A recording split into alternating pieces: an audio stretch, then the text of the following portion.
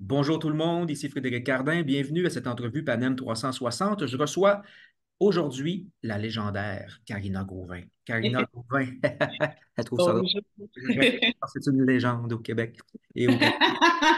Elle roule sur les scènes du monde entier, toujours avec le même succès. C'est fantastique. Et peu importe ce qu'elle chante, c'est beau. Et je la reçois parce que elle a publié récemment un tout nouvel album sous étiquette Atma. Un album très original qui sort un peu des sentiers battus habituels parce que c'est un album consacré à des chants, des chansons du folklore traditionnel, mais qui sont magnifiquement arrangés, entre autres par Claude Lapalme. On dirait les chants d'Auvergne de Canteloube, mais version Québec, francophonie. Bref, si vous Prends avez de la Nouvelle-France. ah, oui. Si vous n'avez pas entendu ça, allez-y tout de suite. J'ai fait une critique d'ailleurs très positive sur le site. Allez voir ça. Bref, je reçois Karina pour parler de ça, pour parler, mais surtout parce que ce programme va être donné dans le cadre du Festival Classica qui est en marche. Festival Classica, donc, et ce concert aura lieu le mardi 11 juin prochain. C'est à 19h30 à l'église Sainte-Famille à Boucherville. Et puis, Karina sera là. Il y aura également le Quatuor Molinari pour les cordes, l'ensemble pentaèdre pour les vents, Pierre McLean au piano, Kira Charlton à la harpe et Étienne Lafrance à la contrebasse. Donc, ça promet beaucoup. Bonjour, Karina. Bonjour, bonjour, bonjour. Ah là là là. Alors, cet album, ce concert, qui s'intitule, j'ai oublié de le dire, Marie Hubert, fille du roi. Donc là, on suit quelqu'un est-ce que c'est une ancêtre à toi ou c'est un personnage inventé? Comment ça fonctionne? C'est un personnage, une fille du roi qui arrive en Nouvelle-France et puis, bon, il y a de la musique qui a rapport, évidemment. C'est le folklore, c'est la Nouvelle-France, un peu de folklore français aussi. Mais cette Marie Hubert a-t-elle existé? Donc, Marie Hubert a bel et bien existé. C'est une vraie femme qui a existé, qui est aussi, de surcroît, mon ancêtre, pardon, et qui est venue en Nouvelle-France en 1670, qui a fait partie de, de ce fameux recrutement des filles du roi organisé par Jean Talon et Louis XIV dans ces années-là. Entre 1663 et 1673, il y a 764 pupilles qui ont été envoyées là, au travers de ces années-là. Et Marie Hubert est arrivée donc en 1670. Et c'est ça. En fait, c'est le fruit de recherches de ma cousine qui a fait ces recherches-là comme ça, là, par curiosité. Elle est très, très passionnée par la généalogie. Et puis, donc, elle s'est adonnée à nous faire cette révélation-là durant la pandémie. Et puis moi, ça faisait longtemps, je travaillais déjà sur un projet folklore que je voulais faire depuis longtemps, au moins une quinzaine d'années, si pas plus. Et puis donc, bon, durant la pandémie, on a eu beaucoup de temps pour réfléchir à toutes sortes de choses. Et puis moi, j'ai réfléchi à ça et bon, je me disais comment je vais présenter ça, comment je vais donner une- quelque chose, un attrait autour de ça. Pas dire, bon, ben là, on chante des folklores, puis bon, c'était pas ça mon idée. Donc là, ça, c'est arrivé comme un cadeau. Et puis là, ben, je me dis, mais c'est donc bien extraordinaire. J'ai eu l'idée, là, mais presque immédiatement de vraiment me servir de Marie Hubert, qui se trouve être mon ancêtre, pour faire une espèce d'histoire et raconter une histoire. Puis en fait, ben, c'est des faits documentés, évidemment, qu'on a sur les filles du roi en général. Puis c'est aussi les faits qu'on a sur sa vie à elle. Pas grand-chose, mais on a quand même quelques détails, les enfants qu'elle a eus, l'époux qu'elle a marié. Après le décès de Nicolas, elle s'est remariée, où elle a vécu. On a même sa signature. Ça, c'est vraiment un trésor parce que seulement 20% des filles du roi savaient écrire. Et elle le savait. Oui, donc Wow. ça, c'est passionnant tout ça. Puis moi, j'ai construit mon propos avec ça, puis ça, c'est vraiment, je vais raconter la vie d'une femme en Ouais. 7 tableaux. 7 tableaux, c'est ça, hein? Puis qui sont de l'arrivée avant, l'arrivée, ensuite le mariage des enfants, la vieillesse et tout. Puis les chansons ben, sont regroupées selon les affects, puis Thème. les thèmes, les contextes. Et puis voilà, Ça. donc on entend tout ça ensemble dans un Donc, scénario, une sorte de scénario. exactement. Puis donc, c'est moi qui ai écrit les textes aussi. C'est comme un petit journal, le petit journal de Marie Hubert Ah qui oui. se raconte, qui raconte, Oui. bon, le recrutement à Paris, puis les exigences requises pour pouvoir être recruté, et bon, la traversée très difficile, Ouais. bon, Ah oui, ça devait pas être drôle. taille, là. Donc, pardon. Donc, ça met la vie de cette femme-là, puis bon, un bon nombre de femmes, une humble femme, en lumière. Puis en fait, ces femmes-là, on leur doit beaucoup parce que c'est nous, Ben les oui. Québécois, bon, à une certaine époque, c'était 2 tiers des Québécois qui retraçaient leurs origines aux Filles du Roi. Ouais. Donc, c'est notre histoire commune aussi. Oui, C'est notre histoire avec la France, le lien ce qui nous lie avec la France aussi. Donc, c'est pour ça que j'ai mis aussi des folklores français bien sûr. pour vraiment faire le Ouais. pont entre les deux nations. Ça se marie très, très bien dans l'album. C'est magnifique.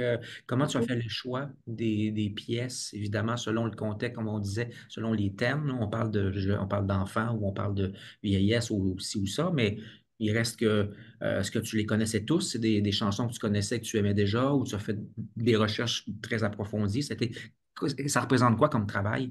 Donc, oui, ça a été, j'ai fait beaucoup parce que, évidemment, j'ai épluché pendant des mois et des mois plein de choses. Il y a des choses qui étaient plus intéressantes, d'autres moins intéressantes. Puis, en fait, aussi, ce que je suis allée chercher, c'est les harmonisations qui m'intéressaient. Donc, c'est des harmonisations qui datent de la première moitié du 20e siècle. Donc, Gabriel Cusson, Michel Perrault, euh, Ernest Macmillan. Bon, ces harmonisations-là qui avaient été faites par des musiciens chevronnés, des éminents musiciens folkloristes qui possédaient vraiment la matière. Et donc, ces harmonisations-là sont très riches. Moi, je voulais quelque chose de riche. Je me dis, il faut que j'ai quelque chose pour appuyer ma voix. J'ai une voix bon, de chanteuse d'opéra. Ben oui, puis on l'aime comme Fallait ça. quelque chose qui allait appuyer ça, là. Donc, je suis allée faire ces recherches-là. J'ai choisi beaucoup, évidemment, les harmonisations qui me parlaient, que je trouvais inventives, que je trouvais créatives, belles, riches. Ça, c'était super important pour moi. Puis, après ça, donc, j'ai soumis ça à Claude Lapalme, qui lui aussi a vraiment beaucoup de grandes qualités de d'harmonisateur, d'orchestrateur. Je lui ai Ouais. dit, voici, ça c'est ce que j'aime. Maintenant, on va aller bonifier ça finalement. OK. Puis, Il est allé retravailler. Je lui ai demandé de rajouter, des fois, on avait besoin d'introduction. Ou après ça, je disais, bon, ben ça couperait à la fin.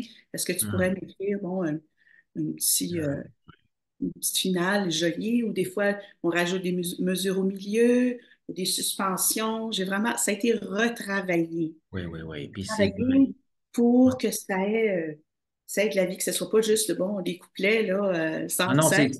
c'est vraiment très, très bellement habillé. Les atours là, sont somptueux, même, mais délicats en même temps. C'est pas trop, mais c'est fin, mais les mélodies, les arrangements sont très riches, c'est chaleureux. Vraiment, c'est magnifique cet album. Là, tu vas le donner en concert. Tu le donnes en concert le 11 juin. C'est la même chose. Qu'est-ce qu'il y a de différent? Donc, Ça se présente comment? être habillée dans ce sens que là, j'incarne Marie Hubert, donc je suis costumée et je raconte finalement. C'est Ouais. moi qui parle, je lis mes textes et je chante. Donc, c'est ça, elle devient, c'est comme un personnage.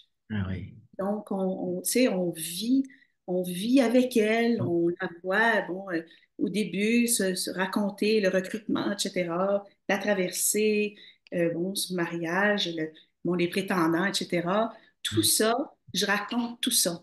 Ouais. C'est un voyage dans le temps là, qu'on va faire. On va voyager dans le temps. Voyage dans le temps, puis en fait, c'est intéressant Ouais.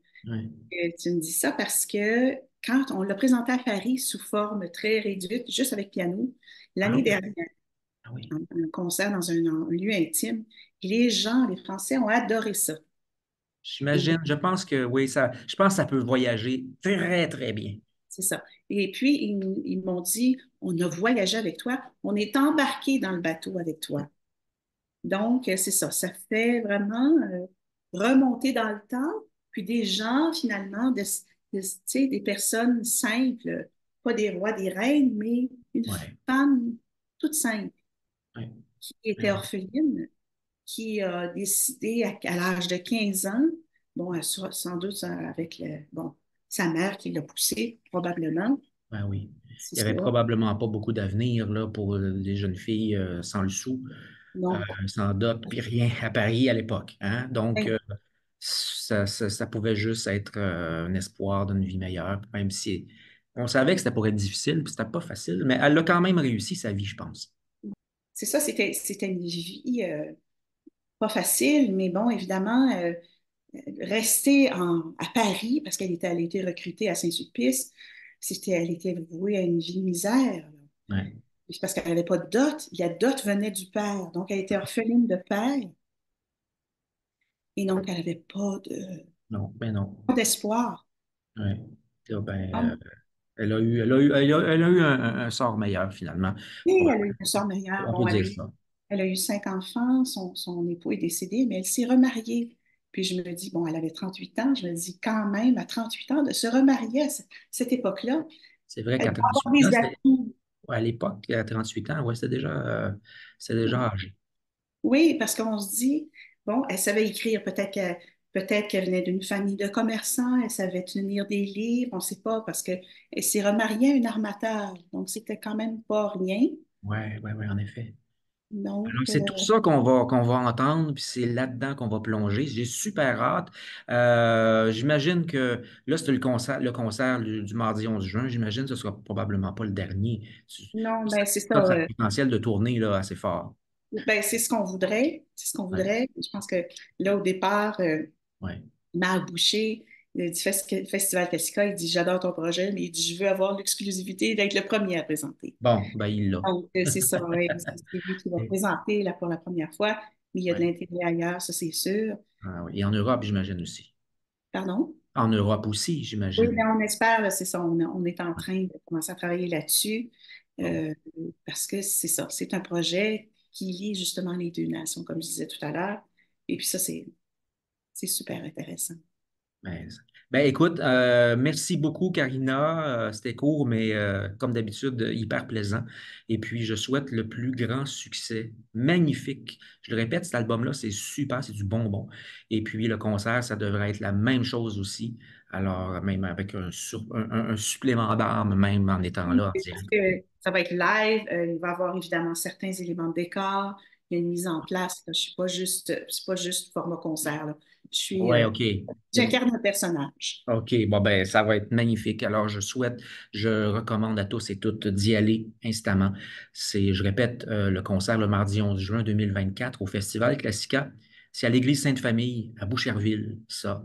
Donc à 19h30, ne manquez pas ça. Karina Gauvin dans le rôle de Marie Hubert, fille du roi.